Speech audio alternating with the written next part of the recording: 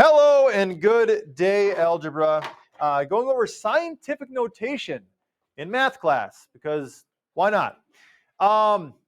Did you know that the Earth is 491,910,000,000 feet from the sun? If you didn't, then we'll all learn something new today.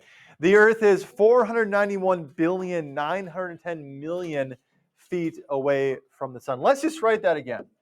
491,910,000,000. I need to give my hand a break. Yes, Aiden. Is that an estimate, or is it actually like? I assume it's a rounded value. Yeah. Annika. No, we have to write this number again. 491,910,000,000. If you were writing an essay on the distance of the Earth from the sun, you might have to write 491,910,000,000 several times. Now you can go if you need to. Okay? Which is where scientific notation comes in. Okay? Those of you that have had it before, what does it do? What is the purpose of it? Aiden. Wait, writing the number? No, what's the purpose of scientific? This is not scientific notation. This is the standard form of the number. What does scientific notation allow us to do with this to make our lives just an eensy weensy bit easier? Aiden. Shorten the number. Shorten the number. How? Okay. Well, that's what we're going to talk about. But scientific notation is writing long numbers a shorter way using powers of 10. Okay? Writing long numbers a shorter way using powers of 10.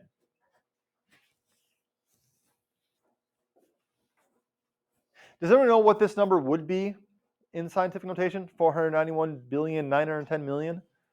Those that have had experience, positive experiences with it before? Okay? Where's the decimal point in this number? Yeah. After the zero. It's at the end, right? There's no decimal in the number, so it's understood that it's at the end. What scientific notation does is it say, let's kind of get rid of all those extra zeros. And what we're going to do is we're going to move the decimal point as many times as we need to until there's only one digit to the left of it. Only one digit before it. So it's going to come all the way over to be between the 4 and the 9. Okay? And how we write this number now is it's going to be 4.9191. All the important digits are still there, the non-zeros, and all those zeros just get dropped off.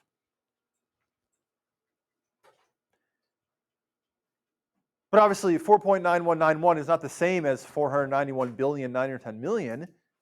So what do we have to do now? So that our scientific notation value is the same as the value that we started with. Well, I said in the definition that we use powers of 10. Okay? How many times did this decimal point get moved to get between the 4 and the 9? Who is counting as we went along, or counted since then? 11. Right? So to get back to the original number, we would have to move our decimal 11 times. Okay? And moving a decimal throughout a number is the same as multiplying or dividing by 10.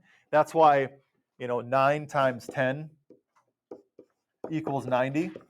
We multiply by 10, just move that point over to the right one. 9 becomes 90. Same idea here. Okay? And now that number is in scientific notation. 4.9191 times 10 to the 11th. Does this ring a bell for people, or are you still new? Aiden, you seen it before? Well, I have a question. Yeah.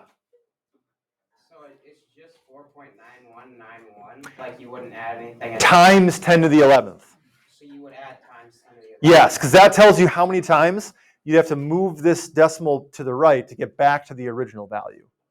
But this is just shorter than what we had originally. Okay?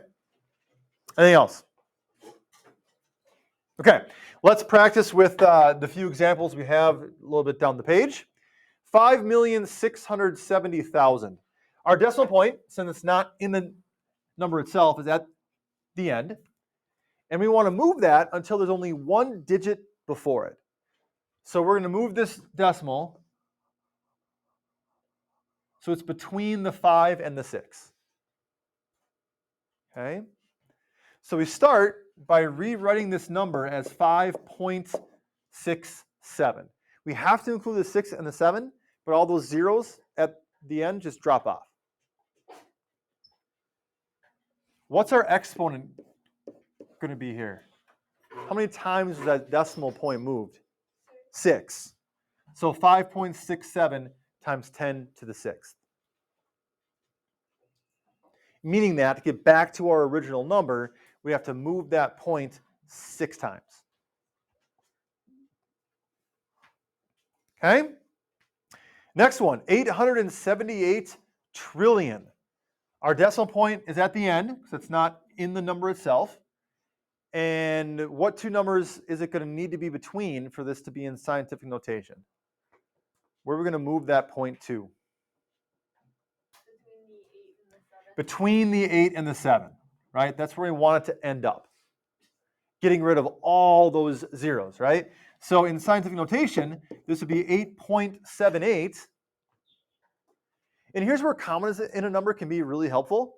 Instead of drawing a whole bunch of little mini hops, we can just kind of say, well, every comma is a jump of 3, right? 3 to get to there, 3 more to get to there. That's 6 total. There's 9. There's 12, and then 13, 14. So 8.78 times 10 to the 14th power. Okay? Questions so far? Mr. Olson's going to be super impressed that you all know this coming into science class. This is going to be thrilled. So then dealing with really small numbers now, like 0.00013, the idea is kind of the same. We still want to move the decimal so that there's only one number to the left of it, okay? One non-zero number, because right now there's only one to the left of it, right? But it's got to be a non-zero. So in this case, we move it to the right, and we're going to stick it between the 1 and the 3, which gives us 1.3. But how does that affect our exponent now? The fact that we're dealing with a really small number, and we had to move it to the right to get into scientific notation, Maggie? Yeah, to get back to the original number, we're going to need to be divide by 10 to move that decimal to the left, which means what sign will our exponent have here?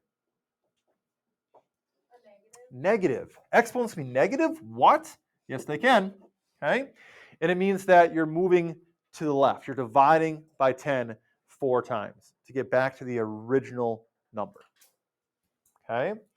0.0000004901. Our decimal point is in the number. We want to move it between the 4 and the 9. So we just have that one non-zero digit before it. Okay? Put it away.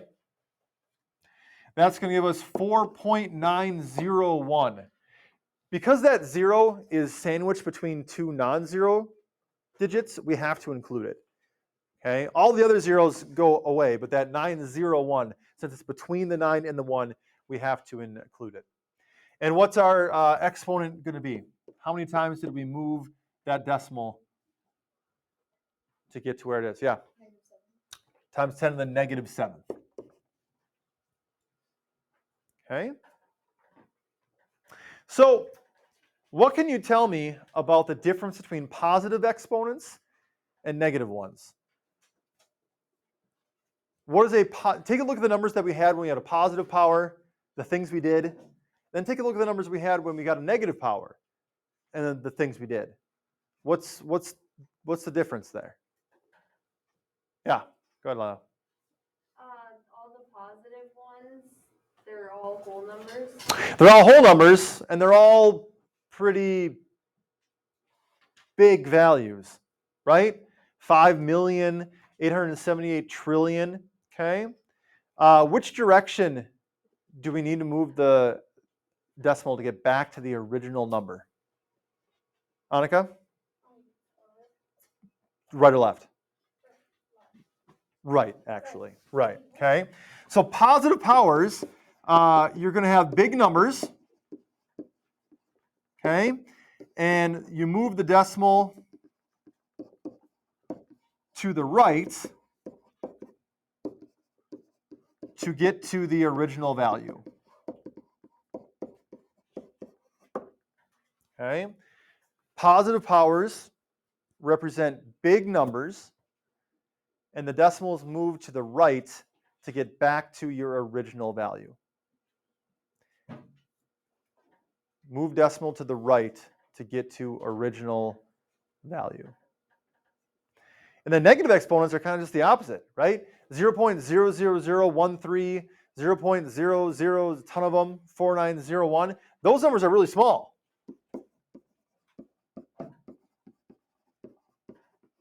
Okay? So a negative power is going to be associated with numbers that are really small. In which direction would we move the decimal to get back to the original value? 4.901 times 10 to the negative 7th.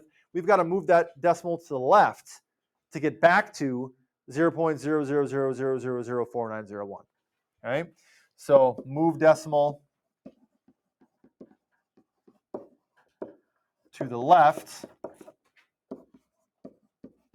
to get to original value.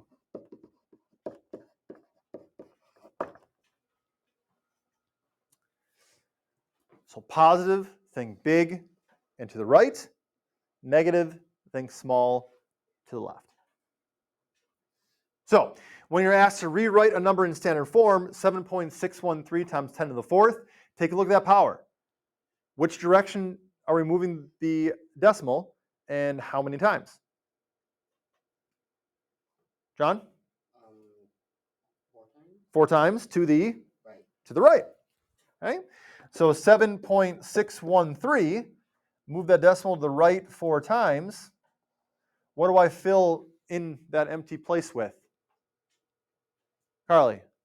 A 0, right? Because we wrote it in scientific notation to begin with because it has zeros that we could chop off. And you might say, well, 76,130 is actually shorter than 7.613 times 10 to the fourth. You're right, right? But we're just kind of practicing it. If you had a number like this, you probably wouldn't write it in scientific notation. So it's just 1 0 there. But 6.8 times 10 to the 10th. This one is definitely better off in scientific notation. Which direction do we move the decimal point and how many times? 6.8 times 10 to the 10th. Which direction and how many times? Carly? To the right. How many times? 10 times. Okay. So all those extra places that we now get filled in with zeros. And so our final number, if we add in our commas here, 68 billion. Okay? The biggest mistake that folks make with scientific notation is they count the zeros and then put that exponent on there. That's not quite how it works. It's not how many zeros there are. It's how many times does it need to be moved to get rid of the zeros. Okay? So as you can see, I mean, here we've got 9 zeros, but our exponent was a 10 because we had to move it 10 times to get it between the 6 and the 8. You know, here we only have 1 0, but our exponent's a 4, right? Because we had to move it 4 times to get between the 7 and the 6. 5.1973 times 10 to the negative 7th. Which direction and how many times? Is that point getting moved? Someone new?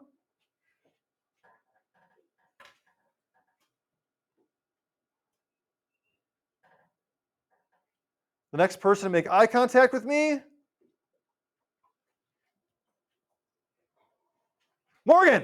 Haha. Which direction is our decimal going to be moving with the negative power? Left. And how many times? 7. Okay. So your original number, 0.00000051,973. Okay. Move it to the left 7 times. Right. You fill in all those spaces with zeros. How about 8.21 times 10 to the negative second? Which direction? How many times? Who's going to make eye contact first? John?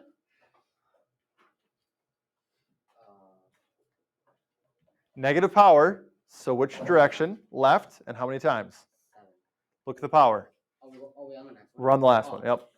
2. 2. Okay. So over twice. 1, 2. Fill in the empty spots with a 0. Put a 0 before the decimal also. And so we have 0.0821 as our original value. Okay. Questions on any of this? It's all about how many times is that decimal point getting moved. Okay. If your exponent's positive, you started with a big number. If it's negative, you started with a small number. So your homework for tomorrow, you've got 8 of them where you're given the number in standard form. You have to rewrite it in scientific notation.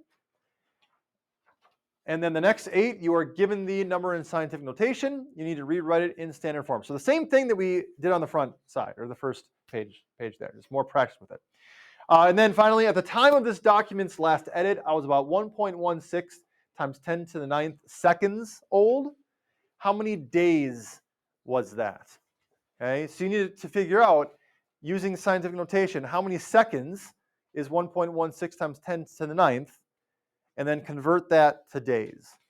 Keeping in mind, of course, there are 60 seconds in a minute, 60 minutes in an hour, 24 hours in a day, right? Use those unit conversion, just like in science you were doing the other day, okay? So, any questions on CO5? Okay, it is homework for tomorrow. Other questions, comments, concerns, complaints, compliments, congratulations, or criticisms? Hey, great job. That's all you math.